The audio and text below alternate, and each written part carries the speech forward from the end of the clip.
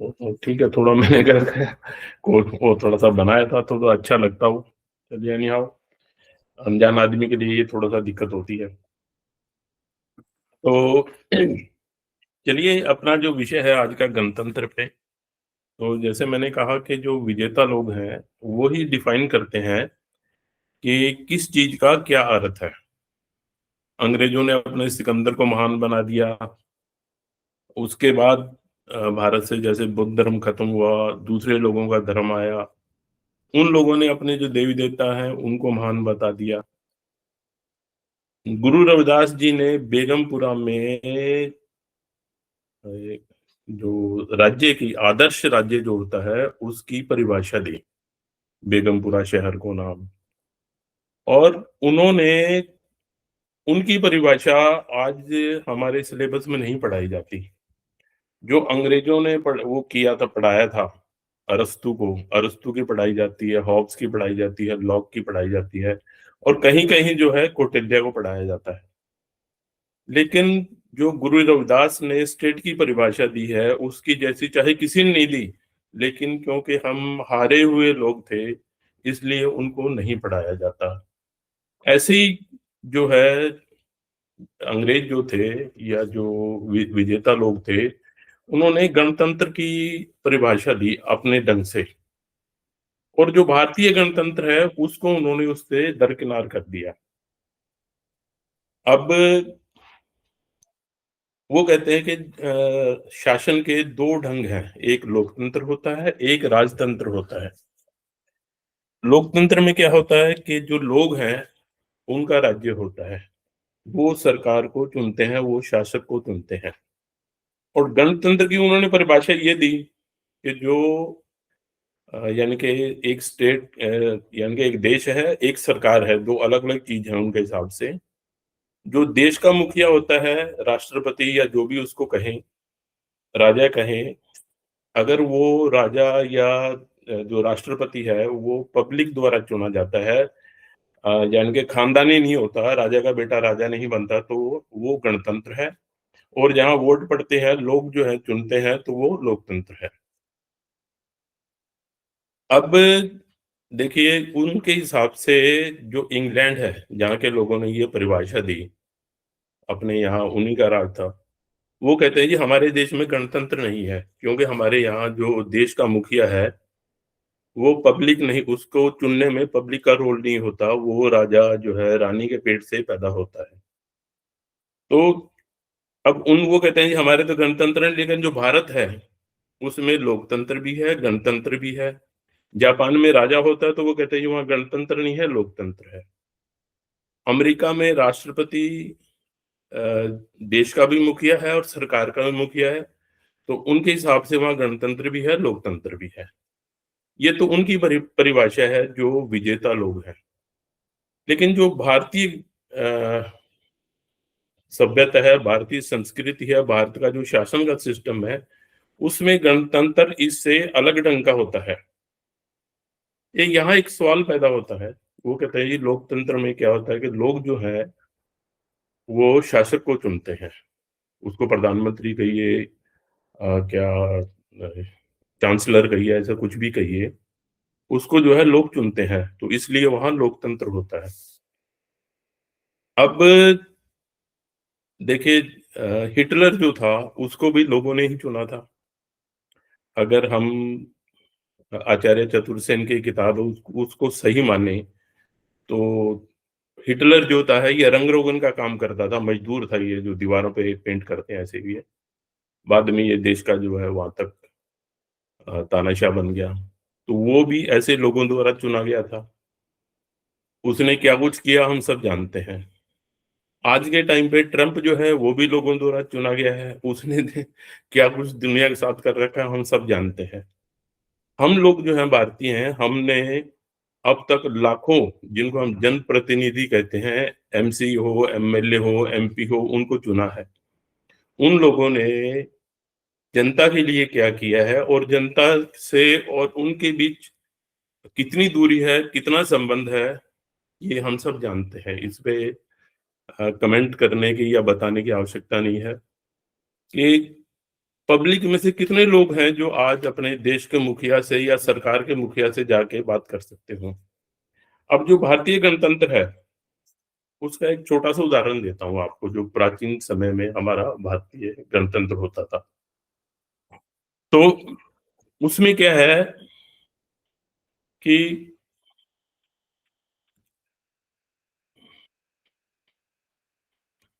Tyre screen share उसमें देखिए, एक अब से कोई 500-700 साल पहले, 500-700 नहीं, मतलब 500-600 ईस्वी के अंदर, यानी अब से करीबन 1500 साल पहले, एक विशाखादत्त का नाम का आदमी हुआ, उसने एक नाटक लिखा, मुद्रा राक्षस। उस मुद्रा राक्षस में उसने कौटिल्य नाम का एक पात्र जो है उसकी कल्पना की। काल्पनिक पात्र है वो, नाटक का जैसे आम नाटकों में होते हैं। उस बंदे ने उसकी कल्पना की कि एक ऐसे पात्र है कौटिल्य। वो क्या है कि सम्राट जो महाराजा धनानंद है, उनके दरबार में जाता है। उनसे झगड़ा हो जाता है, जो कहानी है उसमें। और वो अपनी चोटी खोलता है और कहता है कि मैं जब तक तेरे परिवार का, तेरे राज्य का सर्वनाश नहीं कर देता, मैं चोटी नहीं बांधूंगा।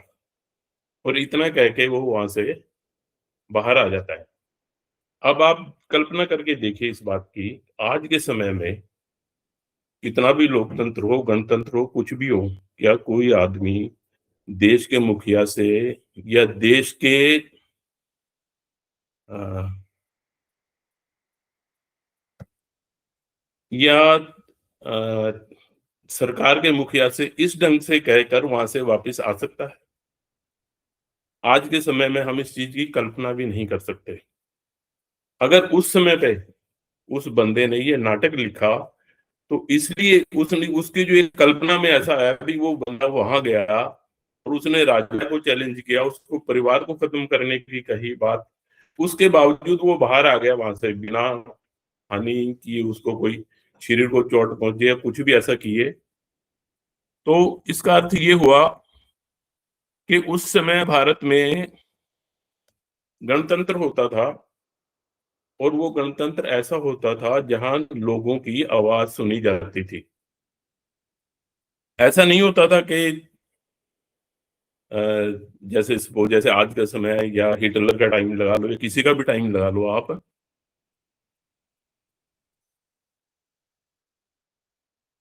तो अब वो जो गणतंत्र है उसकी कोई भी क्योंकि देखिए, हमारा जो समाज था, बौद्ध समाज जो था हमारा, वो क्योंकि दबा कुचला गया था, उसको दबा दिया गया था। जिसे बाबा साहब के अनुसार शूद्र बना दिया गया था, अछूत बना दिया गया था। उनको पढ़ने लिखने का अधिकार ही नहीं था। तो ये जो लोग थे,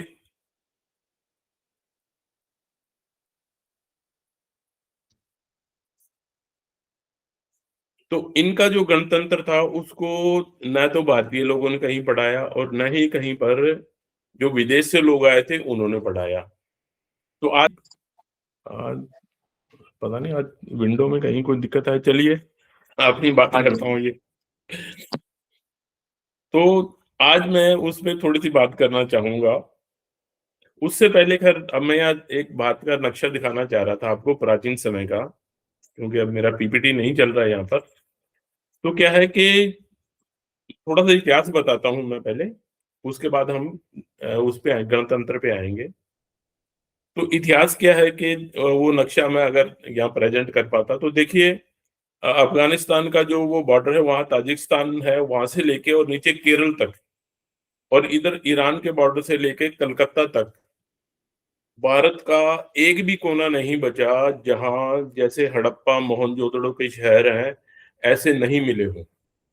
आप यहाँ से जैसे हिसार के पास अग्रवाल को ले लें, जनेटी ले लें, संगोल ले लें, इधर आप जो है जयपुर के साथ बैराठ ले लें, उसके बाद आगे मथुरा ले लें, कलकत्ता तक, कलकत्ता शहर के अंदर भी जिसको हम सिंधु सभ्यता कहते हैं उसके अवशेष मिले हैं। इधर कश्मीर पे अभी बारामूला में वो अवशेष मिले हैं, और नीचे केरल के पास खिजाड़ी करके एक जगह है, वहां तक भी यही बिल्कुल सेम इसी ढंग की ईंटें, इसी ढंग का रहन सहन के वो मिले हैं। और इस चीज में जो मैं आपको बताना चाहता हूँ, इन जितने भी ये मेरे ख्याल 500-700 जो साइट्स मिली हैं, इसमें कहीं भी राजा का महल नहीं मिला है। ये मतलब एक बहुत कमाल की बात है ये, कि इतने पूरी पूरे इंडिया में जितने भी, यानी कि अफगानिस्तान, पाकिस्तान, इधर बांग्लादेश और ये पूरा जो अपना इंडिया जिसको हम भारत कहते हैं आज के टाइम पे, जो पुराने समय पे जम्बू द्वीप कहा जाता था, इसमें कहीं भी राजा का महल नहीं मिला है। अब वो लोग जो है, जो हमारे इतिहास की किताबें लिखते हैं, हमारी संस्कृति पे लिखते हैं, वो सिर्फ एक लाइन लिख के छोड़ देते हैं, उसके बाद आगे बात नहीं करते।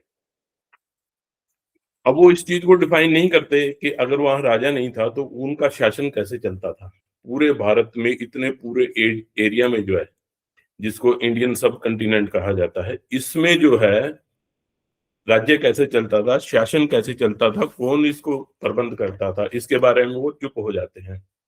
और सबसे कमाल की दूसरी जो बात है वो ये है कि सम्राट अशोक का जो राज साम्राज्य था, जितना जो उसकी सरहदें हैं, ये एग्जैक्टली ये जहां जहां साइट्स मिली हैं, ये सम्राट अशोक के साम्राज्य के बराबर है।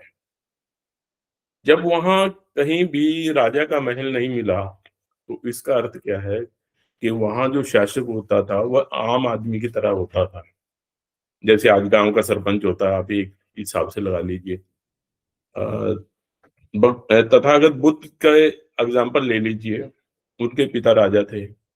कपिलवस्तु की खुदाई हुई है, वहां बहुत कुछ मिला, लेकिन उनका महल नहीं मिला है। वो राजा थे।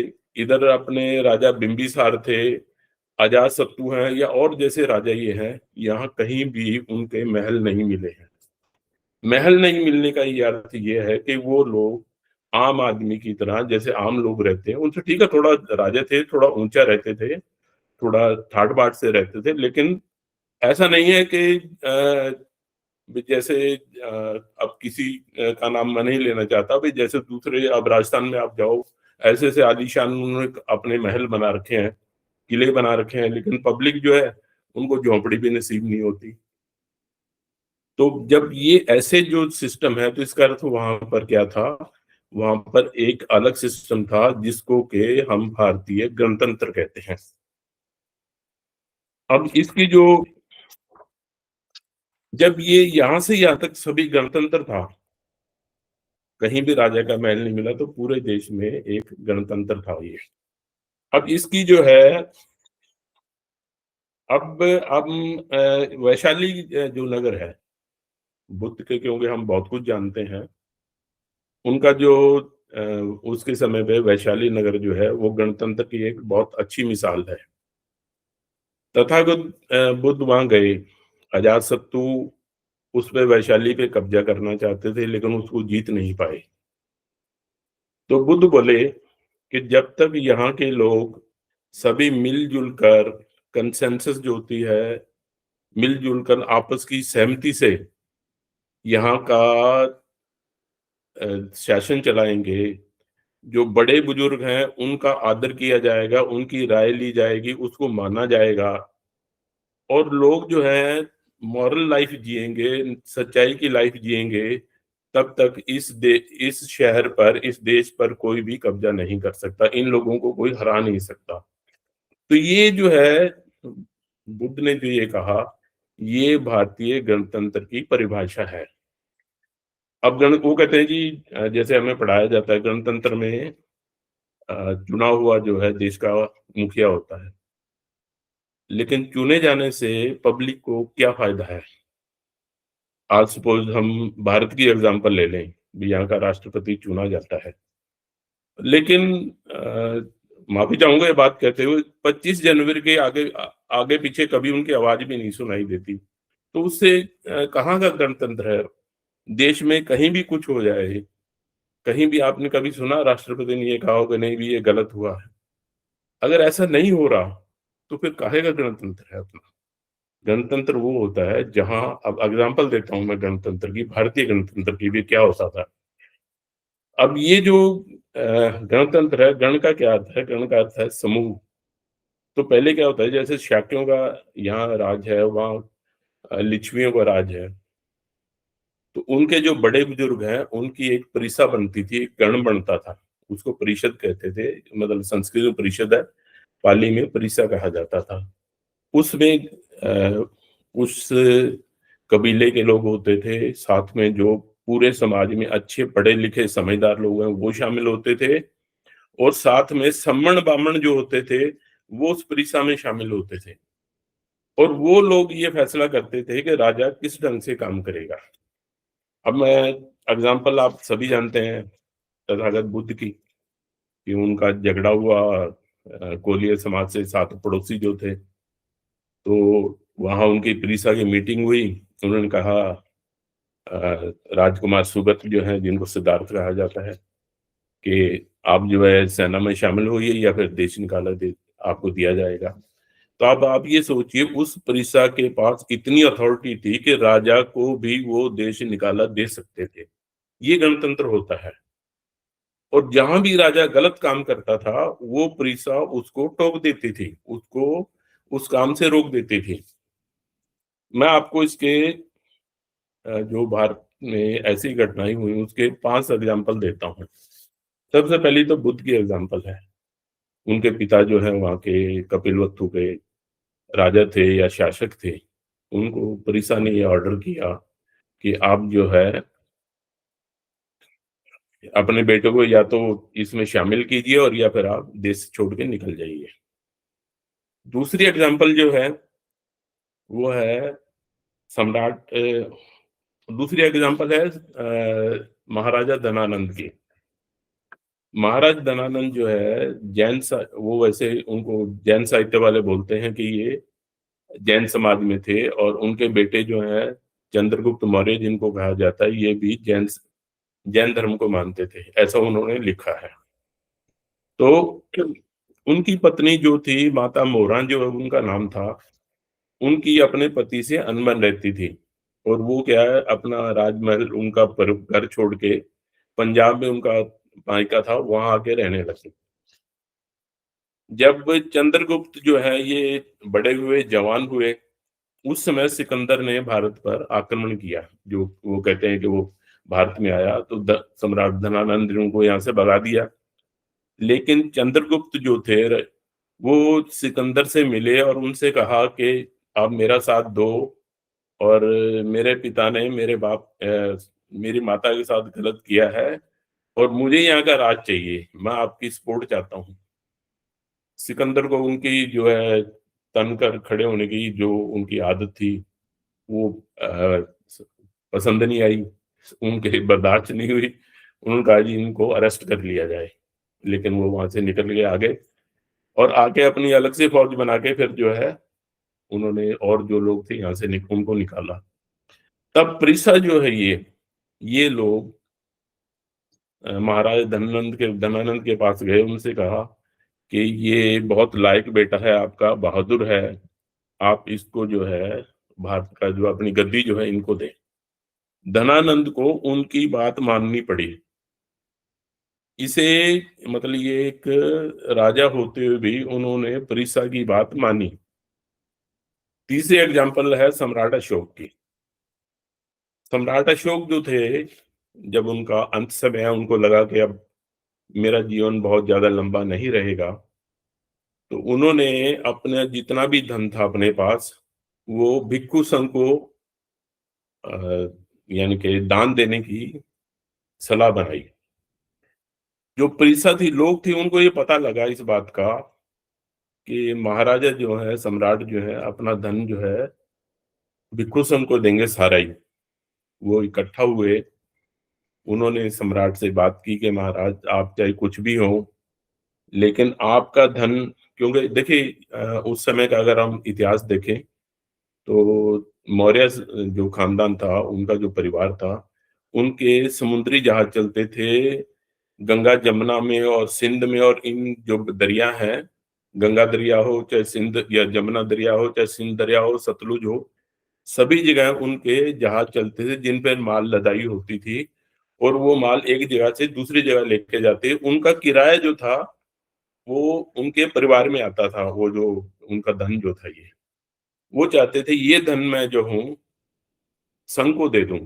लेकिन प्रीसा ने कहा, राजा का अपना निजी कुछ भी नहीं होता, उसका जीवन है वो भी निजी नहीं होता। आप जो है ठीक है, जो आपने दे दिया ठीक है सबके सामने, लेकिन अपना निजी मान के आप इसको नहीं दे सकते। अगर आप ये धन संघ को देंगे, तो एक तो क्या है कि संघ के बाद पास जो है फालतू में पैसा हो जाएगा, और दूसरा क्या है कि राज्य जो है वो कमजोर हो जाएगा, इसलिए हम आपको इसकी अनुमति नहीं देते। सब देखिए, दुनिया में मेरा ख्याल उनके जितना बड़ा साम्राज्य किसी का नहीं था। उस सम्राट ने भी प्रिस्सा के आगे झुकना पड़ा और ये बात माननी पड़ी, और उन्होंने वो दान नहीं दिया। अब वो देखिए, इतना बड़े साम्राज्य के राजा थे, शासक थे, मालिक थे, लेकिन उन्होंने अपने शिलालेखों में क्या लिखवाया कि प्रजा मेरे बच्चों जैसी है, मैं कहीं भी हूँ, खाना खा रहा हूँ, सो रहा हूँ, वो जब उनको कोई भी दुख हो वो मेरे पास आ सकते हैं। दूसरा, उन्होंने अपने शिलालेख में एक बात लिखवाई कि कुछ जगहों पर मैं शिलालेख नहीं लिखवा पाया, क्योंकि वहां के जो निजी, वहां के जो लोकल लोग थे, उन्होंने इसका विरोध किया। वो बोले कि हम यहाँ नहीं चाहते भी ये शिलालेख लिखे जाएं। तो अब देखिए, राजा होते हुए भी अगर प्रजा की या वहां का जो, जिसे हम गण कह सकते हैं, वहां का जो विला था उसकी बात उन्होंने मानी, तो इसे गणतंत्र कहते हैं।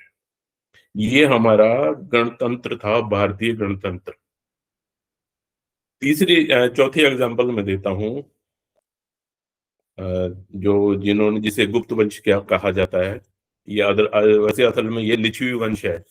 जो महावीर स्वामी है, उनके परिवार का ये वंश था। ये मतलब उनके लोग हैं जिन्होंने ये गुप्त वंश जिनको कहा जाता है, ये राज्य स्थापित किया था। उनके पहले राजा थे चंद्रगुप्त। उनका जब अंतिम समय आने लगा, उन्होंने कहा अभी मेरा जो बड़ा बेटा है उसको मैं राज्य देना चाहता हूँ। प्रिसा ने अपनी, फिर इकट्ठा हुए वो लोग और राजा के पास गए और बोले कि नहीं, आपका बड़ा बेटा इतना लायक नहीं है जितना समुद्रगुप्त जो है वो लायक है। और समुद्रगुप्त जो है वो बुद्ध धर्म को प्रेफर करते हैं, बुद्ध धर्म की मानते हैं, इसलिए आपको जो है उनको राजा बनाना पड़ेगा। और चंद्रगुप्त को ये बात माननी पड़ी। तो ये जो प्रीसा है, इसमें ऐसा नहीं कि क्या नाम, सिर्फ जो है राज परिवार के लोग होते थे, इसमें पब्लिक के लोग होते थे, उस कबीले के लोग होते थे, अच्छे पढ़े लिखे लोग होते थे, और सबसे बड़ी बात सवर्ण ब्राह्मण इसमें होते थे। अब सवर्ण ब्राह्मण कौन है, मैंने पहले भी एक बार बात की थी आपसे। येसुवारी सुत पढ़े, तो जो विदेश से लोग आए थे, वो बुद्ध के पास गए, बोले कि बनते हमें ब्राह्मण कहा जाए। तो बुद्ध बोले कि आप जो है सवर्ण ब्राह्मण ब्राह्मण के पास जाइए, सवर्ण ब्राह्मण के पास जाइए, क्यों पाली में रह नहीं होता, ये सवर्ण ब्राह्मण के पास जाइए। अगर वो आपको ब्राह्मण मान लेते हैं तो पूरी जम्बू द्वीप आपको ब्राह्मण मान लेगा। वे लोग इस परिसा के शर्तिया तौर पर मेंबर होते थे। और वो लोग किसी भी समाज से, किसी भी जाति तो खैर उस टाइम पे थी नहीं, किसी भी समाज से, किसी भी कबीले से हो, अच्छे मतलब ज्ञानी लोग होते थे, जो देश में नैतिकता को या समाज में एक जो सिस्टम है उसको बना के रखते थे। जैसे अब से समझो 50-60 साल पहले गांव में बुजुर्ग होते थे, अगर कहीं भी गलत होता तो वो जाके बोलते थे, नहीं भाई, नहीं भैया आपने ये गलत काम किया, ये सही नहीं किया। ऐसे ही वो लोग होते थे, और वो राजा को हर चीज जो भी होता है सबको सलाह देते थे, लोग उनकी बात मानते थे। उन्होंने जब उनसे कहा कि आप जो है समुद्रगुप्त को बनाइए, तो उन्होंने समुद्रगुप्त को जो है राजा बनाना बनाया। पांचवी एग्जाम्पल जो है वो महाराजा हर्षवर्धन की है। जब उनके पिता की डेथ हुई, तो ये दो भाई थे, राजा हर्षवर्धन और राजा राज्यवर्धन। राज्यवर्धन वो बड़े थे, हर्षवर्धन छोटे थे। तो इन दोनों में तकरार हुई। उस समय इस जो एरिया था, इसकी दो राजधानी थी, एक थानेसर जो अपने कुरुक्षेत्र के पास है, और दूसरा कन्नौज। दोनों ये चाहते थे कि हम थानेसर में ही रहेंगे।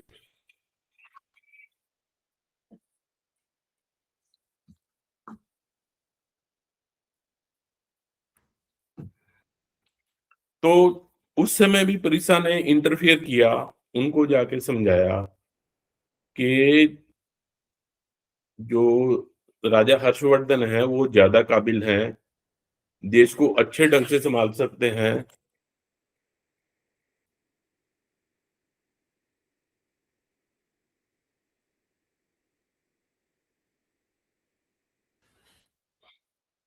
दोनों भाइयों ने उनकी बात मानी, और राजा हर्षवर्धन जी थे, उन्होंने थानेसर का राज्य मिला, मतलब यहाँ का चार्ज मिला। और बड़े भाई राज्यवर्धन थे, वो कन्नौज में जाके सेटल हुए। तो ये जो प्रीसा जो है, ऐसी बहुत सी एग्जांपल है वैसे, जहां भी समाज में कहीं भी कुछ भी कुरीति या कुछ ऐसा होता था, ये लोग उसको, जैसे बड़े बुजुर्ग होते हैं, आपसे आजकल आजकल तो वो टाइम नहीं रहा, थोड़ा सा कम हो गया है। अब से 50 साल पहले या 100 साल पहले गांव में जो बुजुर्ग होता था, परिवार में जो बुजुर्ग आदमी है, मतलब अपनी एग्जांपल देता हूँ, हमारे ताया जी होते थे, वैसे कर लंबे चौड़े थे वो ऐसे। तो जब वो गली में आते थे तो सभी लोग शांत होके बैठ जाते थे, बाकी सभी मेरे पिताजी और सब उनसे छोटे थे। मतलब वो जब बोलते थे किसी की हिम्मत नहीं हो, यानी कि हमारे मन में एक आदर होता था अपने बड़ों के लिए, उनके सामने कोई बोलता नहीं था। यही आदर जो है सवर्ण ब्राह्मण के लिए होता था, परिसा के लोगों के लिए होता था, क्योंकि वो कभी भी गलत बात नहीं करते थे। और जब वो नहीं करते थे, पब्लिक उनके साथ होती थी, तो राजा को उनके हिसाब से चलना पड़ता था। ये हमारा भारतीय गणतंत्र था। इसको वो लोग नहीं बताते हैं, वो कहते हैं नहीं जी, जहाँ राजा जो है या जो शासक जो है देश का, वो पब्लिक चुनती है, वही गणतंत्र होता है। गणतंत्र ये होता था। और ये इसमें क्या है, जो अपना उस समय शासन चलता था, ये जिसको हम कहते हैं शर्म लिहाज, जो है उससे चलता था ये।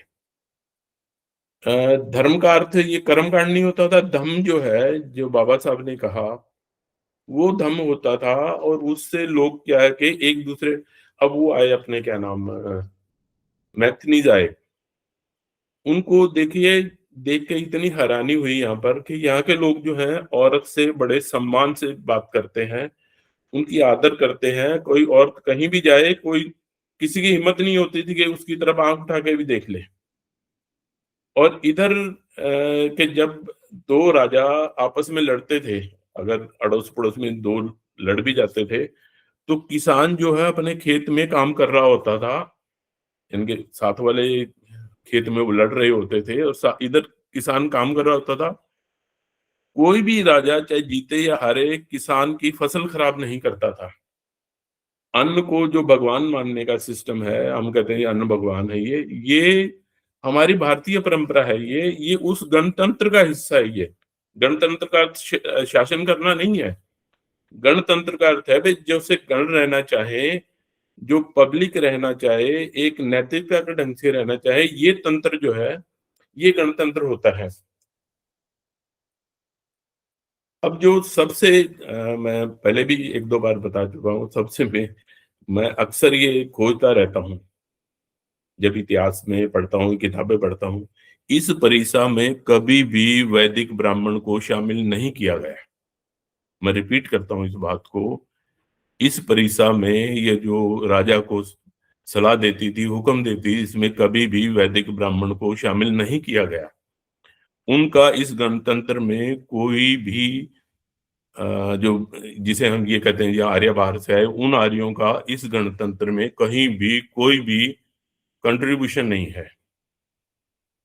अगर हम इतिहास जो हमें स्कूलों में किताब में पढ़ाया जाता है कि आर्य आए जो उन्होंने आके सिंधु सभ्यता नष्ट कर दी, तो ये लोग उस गणतंत्र को नष्ट करने वाले थे। उस सिस्टम को उन्होंने, शहर को, उस नगर को, उस देश को इन्होंने तबाह किया जहां पर गणतंत्र होता था, जहां राजा नहीं होता था। राजा अगर होता था तो वो जस्ट लाइक पब्लिक, आम आदमी की तरह होता था, उसका महल नहीं होता था। तो ये सिस्टम हमारा चलता रहा।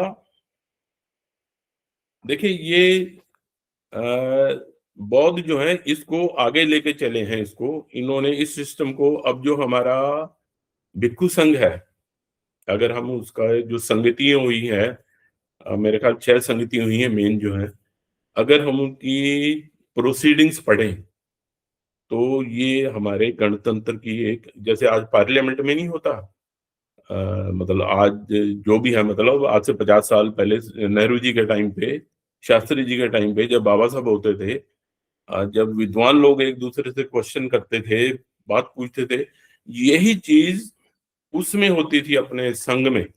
जब ये अपने त्रिपिटक जो है, खैर तीसरा पिटक तो बाद में शामिल किया गया,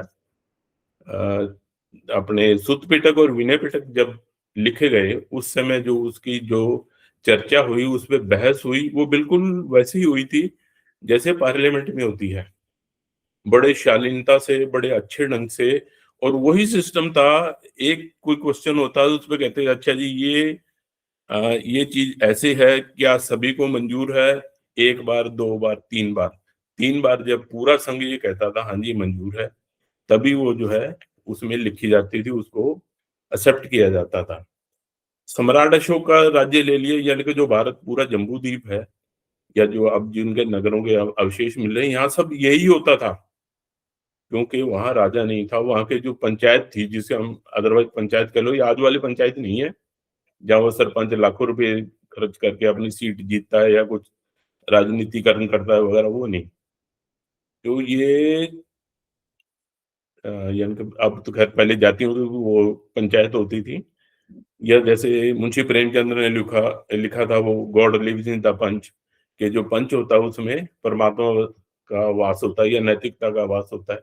तो वो जो चीज थी वो भारत में थी, और असल में यही गणतंत्र होता है।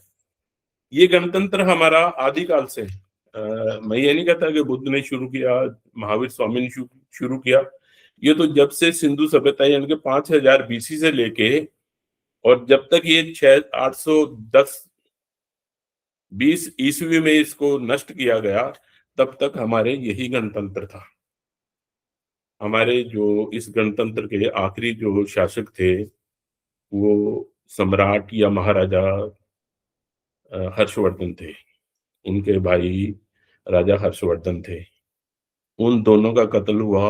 उनकी बहन माता राजश्री थी, उनके साथ बहुत बुरा हुआ। उन्होंने आखिर अ, भिक्षु संघ जो है उसमें शरण ली। 647 में, उससे पहले राजा हर्षवर्धन का कत्ल कर दिया गया। 647 में जो महाराजा हर्षवर्धन थे उनका कत्ल कर दिया गया, और उसके बाद तो फिर जो है, यानी कि गणतंत्र हमारा खत्म हो गया। और फिर असल में जो राजा हैं वो इस देश के शासक बने।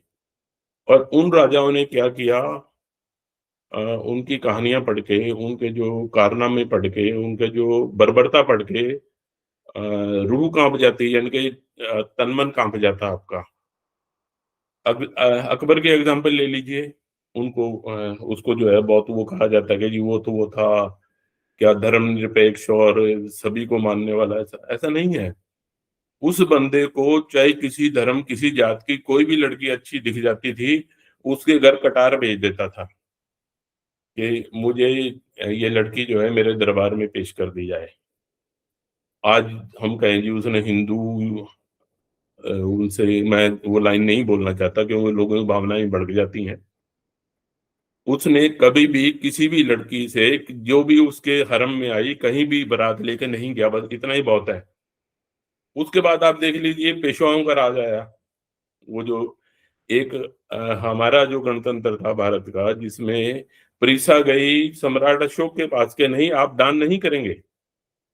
प्रीसा गई उनके पास, महाराजा चंद्रगुप्त के पास भी, आप इस बेटे को नहीं, इसको राजा बनाएंगे। और फिर वो समय आया, पेशवा यहाँ आए, उन्होंने ऐसे ऐसी, यानी कि मानवता को शर्मसार करने वाले काम किए। तो ये जो था, ये इनका राजतंत्र था, हमारा गणतंत्र था। और अ, जब ये खत्म हो गया, अब चलिए समय के साथ जो है ये इतिहास है, अब इससे हमें बहुत कुछ सीखना चाहिए।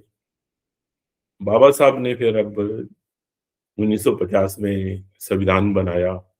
उसमें फिर से अगर आप गुरु रविदास का बेगमपुरा पढ़ें और भारत के संविधान की प्रस्तावना या प्रेम्बल पढ़ें, इन दोनों में बहुत ज़्यादा अंतर नहीं है। तो बाबा साहब ने फिर से वही गणतंत्र जो हमारा अ, जो अगर सम्राट के अशोक के शिलालेख देखें तो उसमें बहुत कुछ वही है, जो बाबा साहब ने प्रियम्बल में लिखा है। तो बाबा साहब उसी गणतंत्र को भारतीय संविधान से स्थापित करना चाहते थे। ये अलग बात है कि वो जैसे बाबा साहब ने कहा कि मैंने एक मंदिर बनाया था लेकिन उसपे देवताओं के आने से पहले शैतानों का कब्जा हो गया। तो वो उनका सपना साकार नहीं हुआ लेकिन देखिए अब ये हमारी ज़िम्मेवारी बनती है। हमें अपने मन में एक आशा रखनी चाहिए कि नहीं, एक प्रण होना चाहिए हमारे पास कि हम फिर से वही गणतंत्र बनाएँगे सम्राट अशोक वाला, सम्राट धनानंद वाला, सम्राट हर्षवर्धन वाला, सम्राट कनिष्क वाला जो है, जिसमें अच्छे जो पढ़े-लिखे लोग हैं, समझदार लोग हैं, नैतिकता के राह पर चलने वाले लोग हैं, उनको जो है राजा भी सुनेगा। ऐसा नहीं है कि आप जिंदाबाद, मुर्दाबाद 10 2 साल, 3 साल तक करते रहो और शासक के कान पे जो हमारे चुने हुए शासक हैं, उनके कान पे जूँ भी तक नहीं रेंगे। तो ये क्या नाम बाबा साहब ने हमें एक ये मार्ग दिया है, हमें एक उन्होंने क्या है कि वो दिया है, काम दिया है ये, एक लक्ष्य दिया है कि आपने ये काम करना है। तो इसी के साथ मतलब मेरी आप सभी से विनती है और जो हम बुद्ध धम्म को जो है घर-घर तक पहुँचाएँ और फिर से हम जो है, वही धम्म वाला धम्म पे आधारित गणतंत्र जो है, उसकी स्थापना कर पाएँ। नमो बुद्ध